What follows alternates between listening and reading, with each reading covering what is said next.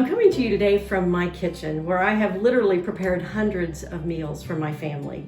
I have my recipe box, I have a refrigerator that's covered with pictures and magnets, and I have a junk drawer that's got oil change coupons and soy sauce packets in it. This table, we have gathered around this table for Thanksgiving dinner, for birthday meals, for walk group meals and meetings, feasts of chicken nuggets and sloppy joes. Most of those meals began with a prayer.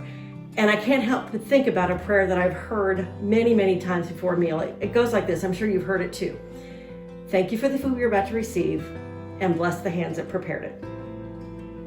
I don't know the origin of that phrase, bless the hands that prepared it. But if you're like me, you've heard it hundreds of times too.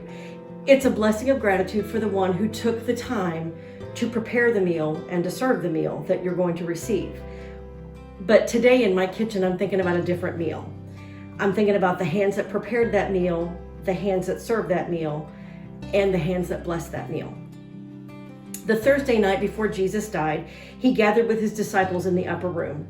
Mark tells about the evening in these words. Now I'm going to read from the New Living Translation, but this is Mark 14, verses 12 to 16. On the first day of the festival of unleavened bread, when the Passover lamb is sacrificed, Jesus' disciples asked him, "Where do you want us to go to prepare the Passover meal for you?" So Jesus sent two of them into Jerusalem with these instructions. As you go into the city, a man carrying a pitcher of water will meet you. Follow him. At the house he enters, say to the owner, "The teacher asks, where is the guest room where I can eat the Passover meal with my disciples?" He will take you upstairs to a large room that is already set up. That is where you should prepare our meal. So the disciples went into the city and found everything just as Jesus had said, and they prepared the Passover meal there. In his instructions to Peter and John, now we learn in John's gospel that it's Peter and John that he sent. Jesus said, this is where you should prepare the meal. Jesus is in the midst of his worst possible week, and he had made the necessary arrangements for the Passover meal to take place in this room. As a busy wife and mother, I can really appreciate when Jesus says to them, the room is already set up. That was one less thing that Peter and John had to do. The preparations had been made. They had to prepare the meal, but Jesus had the room prepared. So let's go back to our prayer we talked about. Thank you for the food we are about to receive, and bless the hands that prepared it. The disciples are sitting around the table, reclining around the table. Did they think about the hands that prepared the meal? What about the hands that laid out the table, that put the bowls and the cups out? Now we're told that Peter and John are the ones that prepared the Passover meal, but I suspect they had a little bit of help in the kitchen. Of course, we don't know who those people are, but I think Jesus did. And I suspect as Jesus blessed the meal that night, he was thankful for all the hands that had prepared the meal. Thank you for the food we're about to receive, and bless the hands that prepared it. Let's look at verse 22. As they were eating, Jesus took some bread and blessed it. Then he broke it in pieces and gave it to the disciples and said, "Take it, for this is my body." Jesus, in that gesture, breaking bread, showed the disciples without a word what was going to happen to his body in the coming days. Go back to our prayer. Thank you for the food we're about to receive, and bless the hands that prepared it. Now let's read verses 23 to 25.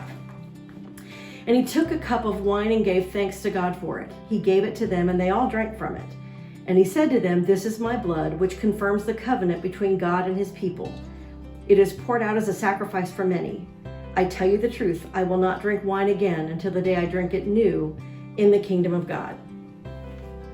So when Jesus took the cup into his hand, he gave another chilling visual of what was about to come. His blood was represented by the wine in that goblet.